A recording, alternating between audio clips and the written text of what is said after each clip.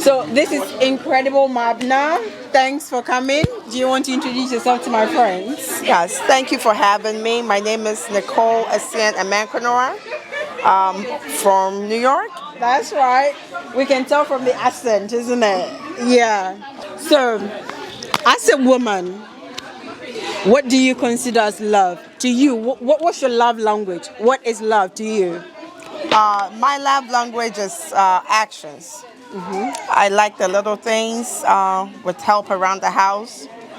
Washing the dishes is nice, putting the kids to bed, starting the laundry or doing the laundry, making breakfast. We have things in common. That's my love language too. Yes, yes, yes. That's very important to me. That's right.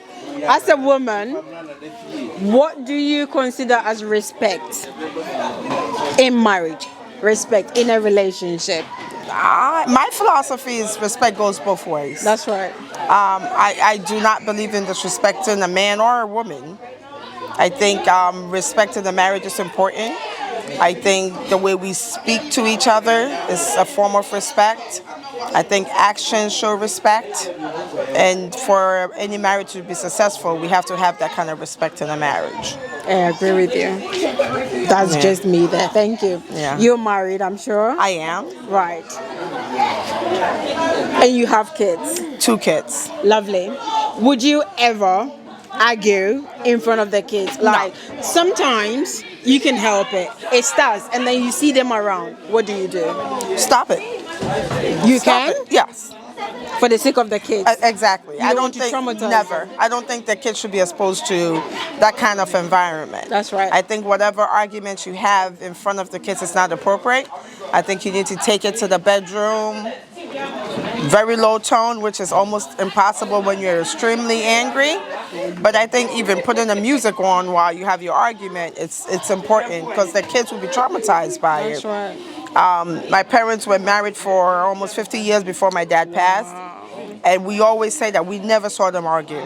Not in front of us. I'm sure they had the arguments, but it was never in front of us. And I try to make my marriage just like my parents. Wow. No argument. Yeah.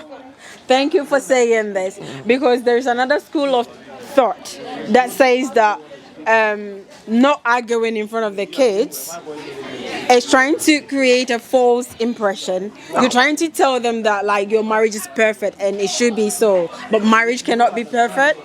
No. You can have a conversation in front of the kids, but at any point when somebody's going to raise their voice, then it's an argument. It's different from having a conversation or a disagreement. Okay. We have disagreements. We have a conversation. I do not agree with you, babe. I agree with you.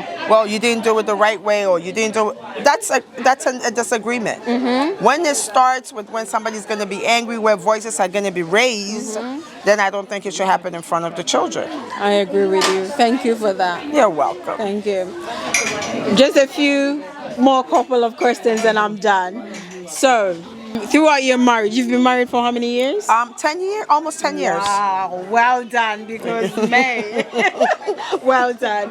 Throughout your 10 years, what's your most that moment that you always recollect? You always want to have that picture in your head. You're so excited about that one moment that you'd always want to have it. I think when I was walking down the aisle and I saw my husband's face. Amazing, amazing. Yeah. That's lovely. Thank you so much for coming on the Incredible Mabna Show. What will be your last words to any couple who are having a tough time right now, or anybody getting ready to get married? So I'm still learning because it's a journey, right? 10 years is really young in marriage. It's not. I think it is. There are people who've been married forever. I know. But 10 years is young. But I think for what I realize now with marriage now is we spend a lot of time on the wedding and not the marriage. You plan the wedding. They plan in the wedding. And then after you realize that the wedding is over and the festivities are over, then now you have to deal with the marriage. That's right. So I think we have to devote more time into getting to work on our marriage and not the wedding. The wedding is a ceremony for a day. Marriage is a lifetime commitment. You have to know your partner. That's right. You have to know who you're marrying. I think marriage counseling before marriage, in the marriage, it's important. I agree. It keeps, the couples going. right. I also believe in keeping things fresh and childish. Hey, how do you do that? Because I need tips. You still date? Right? I've been away from my husband now for 7 days, 8 days. Yeah. And this is like, everybody was like, how many times are you guys talking? Like, we're video calling each other all the time. It's like children. I text him at work. I can't wait for him to call me. Yeah. I look forward to his phone calls, Yeah. his voice, Oh, you that's just keep lovely. it like you're still dating. And it keeps it fresh because it's a lot of work. Recently, a friend confided in me, and she was saying that her husband, when he's not happy or when there's an argument, can insult you so much. You feel like, Do you have any word of advice as a woman? Because women are different from men, like in so many ways. For men, maybe if they are being insulted by their fellow men, they don't care. It's nothing. But for a woman, once you insult them, it takes a big chunk of their love away. Huge. Anything you can say to men who insult their partners when they're upset? No, never. Walk away. I always say that. Take a walk. It should be something you guys always agree on. Babe, when we are having an argument and I get really upset, I don't want to say any of those mean things. I'm going to walk away. Have that, always talk about these issues.